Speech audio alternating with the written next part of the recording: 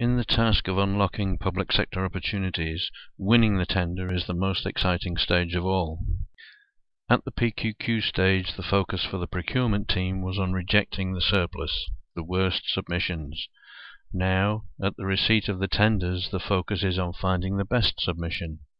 So what is the specification of best? It is defined in the tender document as the meet, most economically advantageous tender. In each tender, the definition of the meet is customized to suit the characteristics of the individual contract and the priorities of the procurement team. In this case, they have specified the meet as 80% technical and 20% financial. The technical aspects of the tender will be marked by 3 evaluators. These 3 have no interest in the financial aspect of the tender submissions.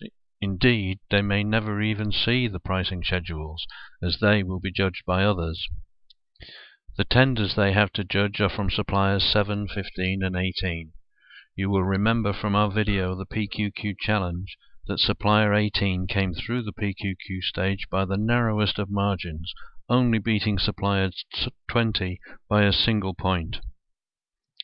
The technical evaluators make their judgments, and you can see that there is a mixed result. To see the outcome more clearly, the marks are totaled, then averaged, and finally converted into a relative score by indexing each one against the best.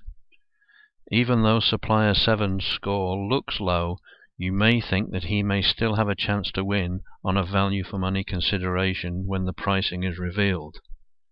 Well, no, he can't, because of the application of a universal rule of tender evaluation, the 80% rule. This rule states that any bidder who scores less than 80% of the best score at any stage is discarded from the contest.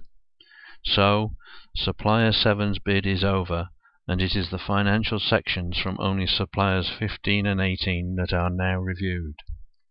You can see that supplier 15 has submitted the lower pricing. These figures are indexed again to make the scoring from both sections compatible. Supplier 18 has a relative score of 95, as his price is 5% higher. Now, the weighting that was given in the specification of the meet can be applied.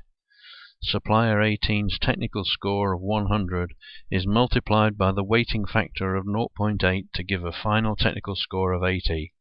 The same arithmetic gives supplier 15 a final technical score of 78. Multiplying the financial scores by their weighting factor of 0.2 completes the exercise, and supplier 18 emerges the winner even though his price was higher. This outcome illustrates the importance of understanding the specification of the meet. If the weighting had been reversed at 20% technical and 80% financial, then supplier 18 would have needed to price his bid a lot more competitively to still be the winner. Understanding the arithmetic of the tender evaluation is vital to success. If you are really focused on winning and on being recognized as the most worthy supplier, then you will be keen to learn best practice and apply it to every tender submission you make. If, when you analyze the tender specification, you spot any showstoppers, then you will probably conclude that it is not worth your while to continue investing your resources in that particular opportunity.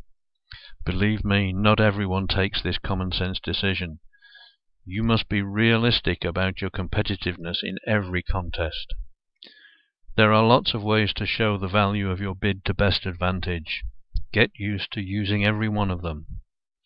Customizing your response, applying a response strategy, tailoring the theme to fit their priorities, and polishing the presentation of your bid will be the marks of your professionalism.